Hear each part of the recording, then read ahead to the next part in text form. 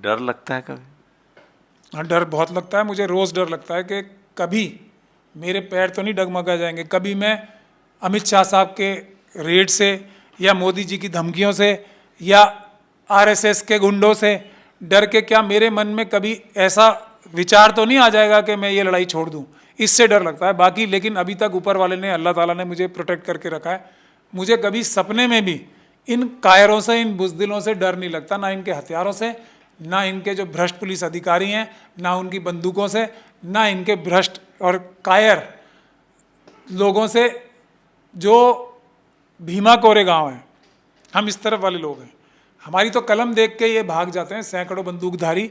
और बाबा साहब ने कहा था ना, सैकड़ों तलवारों से, हज़ारों तलवारों से ज़्यादा भारी एक कलम है। तो अगर मैं एक कलम लेके खड़ा रहूँगा तो मुझे पूरा भरोसा है ये मनुवादी कायर भले ही हथियार लेके आए, वो भाग जाएंगे डर के।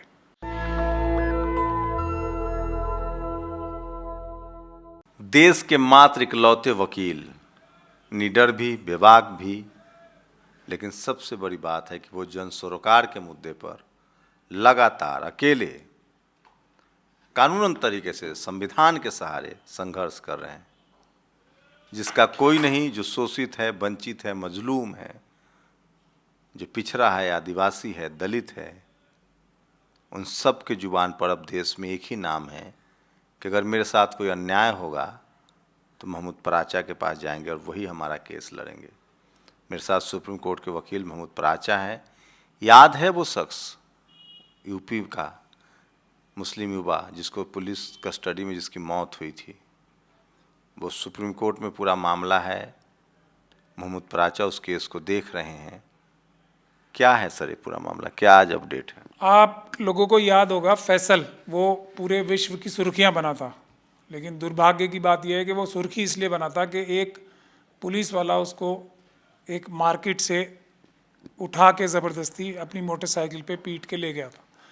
उसको थाने में, ये 21 मई 2021 की बात है, उसको फिर थाने में ले जाया गया जहां उसकी पीट पीट के हत्या कर दी गई। उसके बाद पुलिस के सीनियर अधिकारियों ने उसकी इन्वेस्टिगेशन की, जबकि एफआईआर 302 धारा में यानी कि मर्डर की धारा में दर्ज हुई थी, लेकिन चार्जशीट फाइल की गई 304 की धारा में, मतलब गलती से जान चली गई उसकी। उसके बाद जो पीड़ित परिवार है उस पर दुनिया भर के प्रेशर डाले गए कि तुम अपना कॉम्प्रोमाइज़ कर लो, ये केस परस्यू ना करो। इन्होंने मुझे एंगेज किया था, फिर मैं इनके घर भी गया था और मैं इनसे वादा करके आया था कि भारत के संविधान के तहत, हालांकि ये बात काम बहुत मुश्किल है, लेकिन अगर कोई संविधान और कानून का रास्ता पकड़ेगा तो सफलता प्राप्त ज़रूर होगी। खैर, उसके बाद उत्तर प्रदेश की पुलिस ने और वहाँ के प्रशासन ने क्या काम किया कि 304 में चार्जशीट फाइल की और इस प्रकार के केस में गवाह रखे जिन्होंने सभी ने क्लीन चिट दी इन दो कांस्टेबल्स को भी कि इन्होंने कोई अपराध ही नहीं किया, किसी ने कोई अपराध नहीं किया, बल्कि वो गिर के उसके सर पे चोट लग गई। जो एनएचआरसी की मैंडेटरी प्रोविजंस हैं कि जैसे ही कोई कस्टोडियल डेथ होगी तुरंत उसकी मजिस्ट्रेट इंक्वायरी करेगा, जो न्यायिक मजिस्ट्रेट जो होता है धारा 176 के तहत। और धारा 176 में पार्लियामेंट ने भी यही कानून पार रखा है। उसकी भी धज्जियां उड़ाई उत्तर प्रदेश प्रशासन ने। और जब पोस्टमार्टम भी हुआ, पोस्टमार्टम में उसकी बॉडी पे 14 इंजरीज आई, पीठ पे जो कि साफ लाठी की चोट लग रही थी, और एक सर पे चोट आई जिसकी वजह से उसकी मृत्यु हो गई।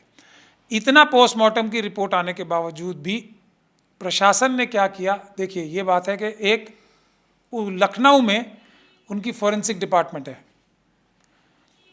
मेडिकल फॉरेंसिक डिपार्टमेंट जो है, उसमें भेजा और उसमें कोई डॉक्टर खान करके थे, उनसे ये ओपिनियन लिया कि ये जो है ताबूत में लिटाने से इसके पीठ के ऊपर 14 चोटें आ गई हैं, ये मरने से पहले की चोटें नहीं बल्कि मरने के बाद। इतना बड़ा मैनिपुलेशन उत्तर प्रदेश की पुलिस ने किया। लेकिन आप लोग हमेशा मेरा पहले भी बयान सुनते होंगे, मैं आपसे कहता था ना कि पुलिस के अधिकारी जो कानून के बाहर जाके, जो संविधान के बाहर जाके कार्य करते हैं, वो एक आम अपराधियों के मानंद होते हैं, आम अपराधी होते हैं। तो वो बात आज सच हुई है। उसके बाद हमने पिटीशन डाली थी हाई कोर्ट में कि इसकी इंक्वायरी जो है सीबीआई को भेज दी जाए, पर हाई कोर्ट ने भी हमारी बात नहीं सुनी और डिसमिस कर दी।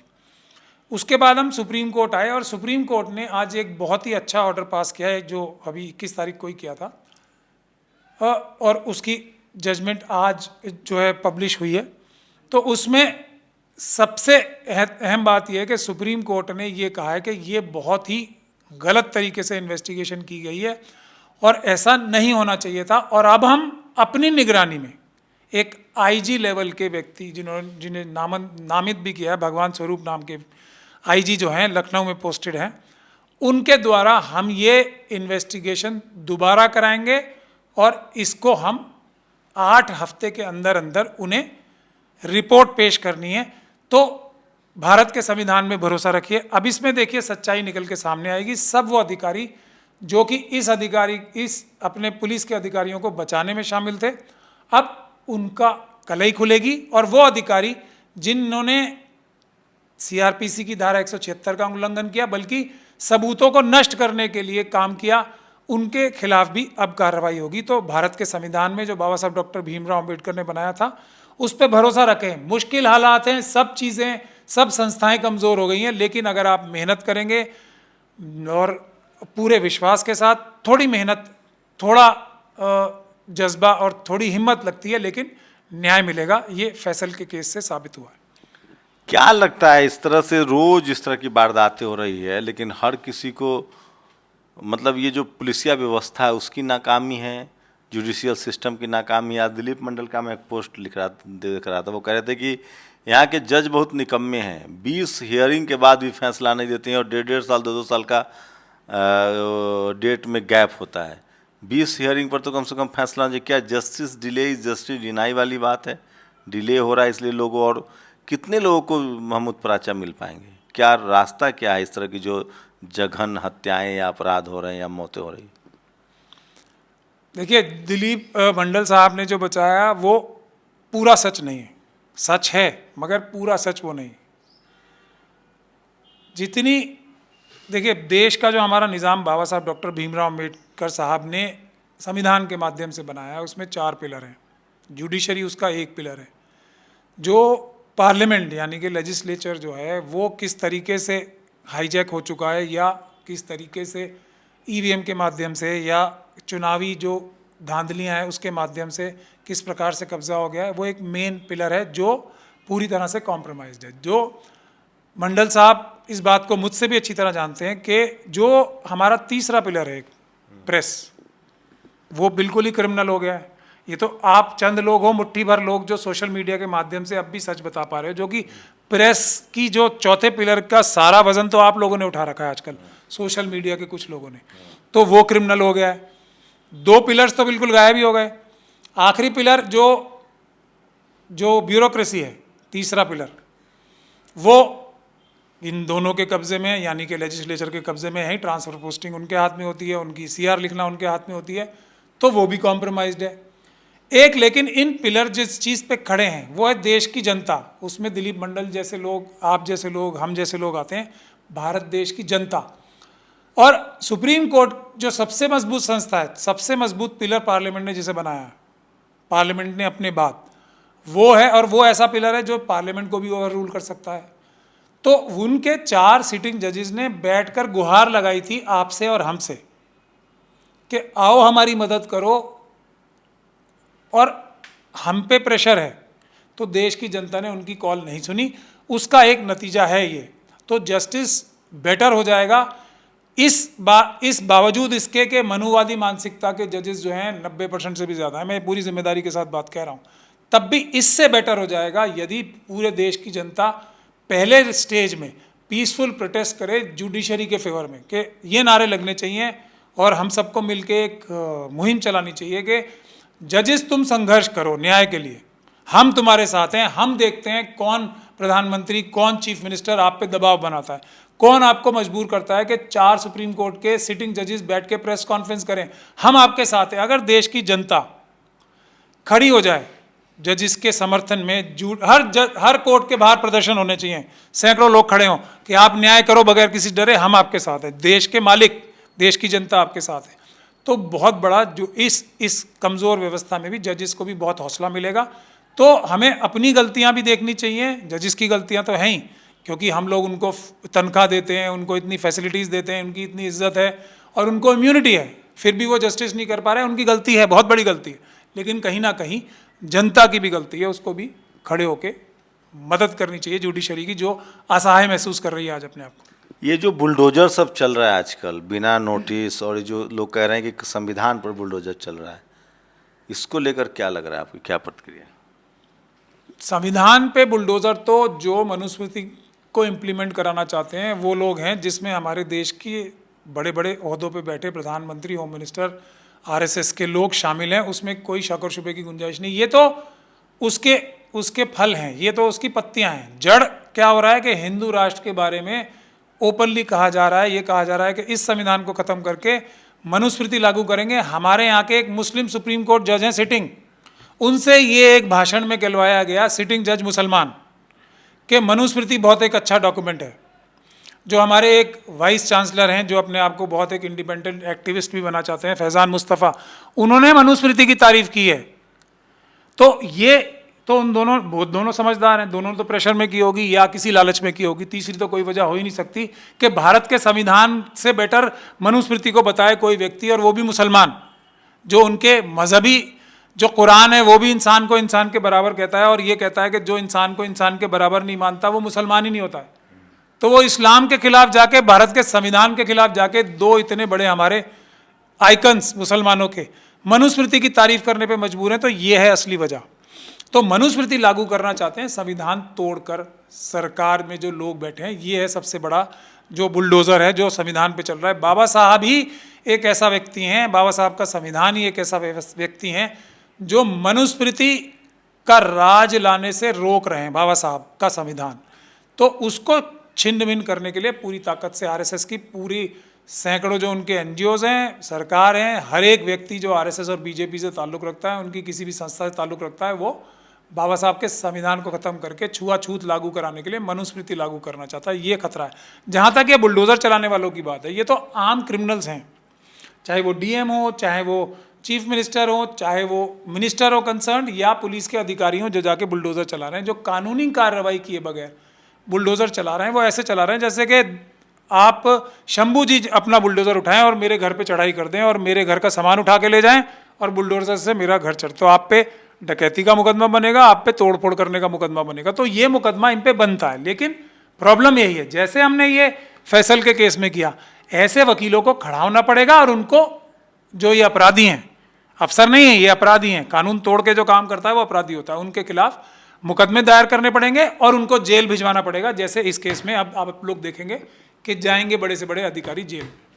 एक आखिरी सवाल सर, कि क्या लगता है जो बुलडोजर चल रहा है उसके खिलाफ भी एक लीगल स्टेप लेने की जरूरत है? वो क्रिमिनल्स हैं। अब अगर आप उन्हें पकड़ के जेल नहीं भिजवाएंगे, भले ही वो चीफ मिनिस्टर हैं, तो ऐसा थोड़ी है कानून तोड़ेंगे तो वो क्रिमिनल नहीं होंगे।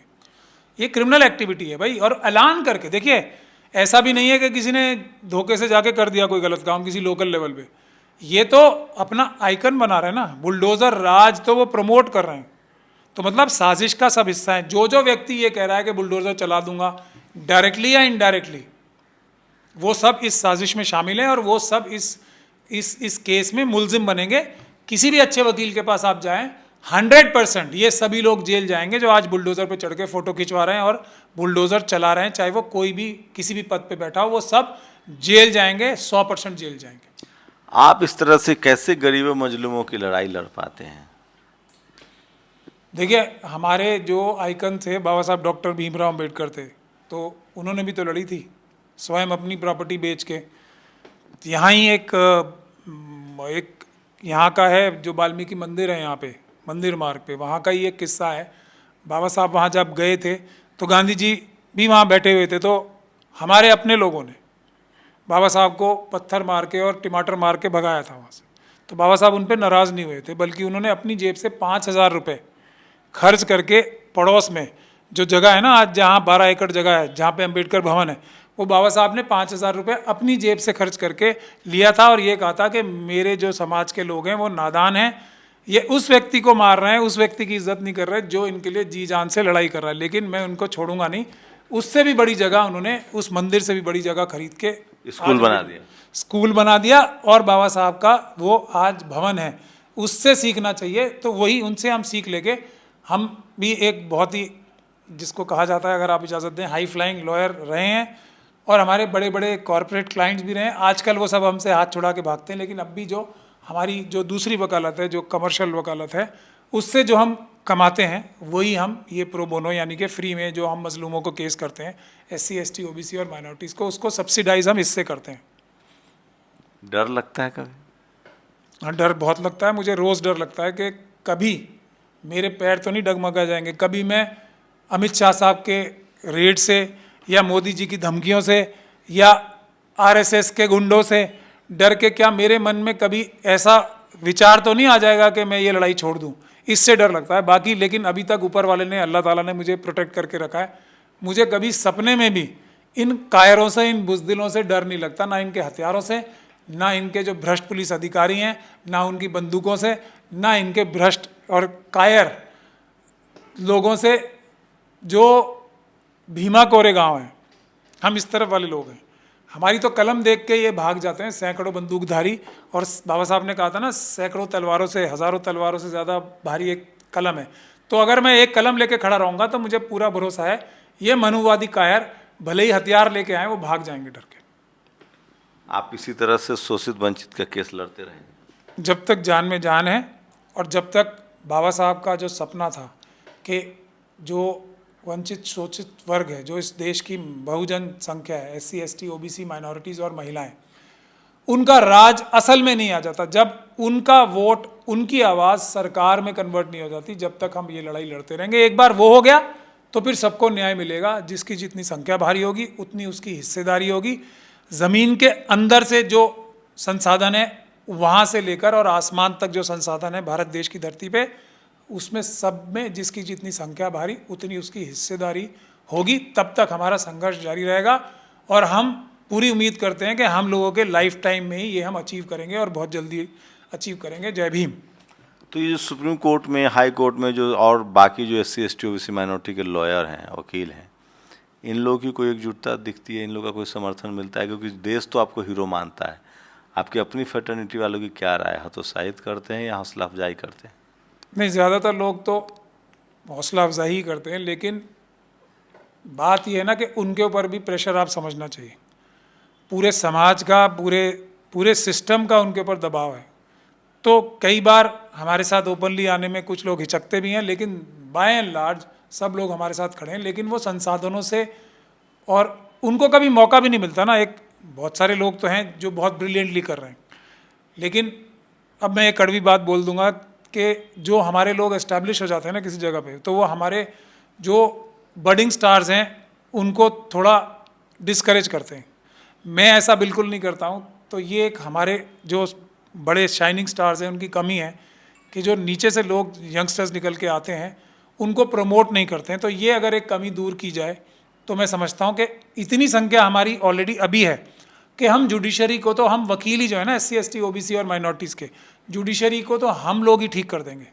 लेकिन कोई हम एकजुटता दिखा के कार्य नहीं कर रहे हैं, और ये बहुत बड़ा दुर्भाग्य की बात है, क्योंकि वकील हम बहुत ही ज़्यादा एक्टिव हैं, समझदार हैं और बहुत ही ज़्यादा एक्टिव भी हैं, और अपने जो हक हैं संवैधानिक और दूसरे सोशल और इकोनॉमिक हकों के बारे में भी हम बहुत अवेयर हैं। तो वकीलों से मुझे सबसे ज़्यादा निराशा है कि वकील कम्युनिटी को तो कम से कम SC ST OBC और माइनॉरिटीज़ के वकीलों को एकजुट होकर जुडिशरी को ठीक करना चाहिए। और उसके बाद मेरे ख्याल से जुडिशरी एक ऐसा माध्यम है जिसकी वजह से हम बाकी तीनों पिलर्स को भी ठीक कर सकते हैं। लेकिन इसमें हमारे वकीलों की सबसे बड़ी जिम्मेदारी होनी चाहिए।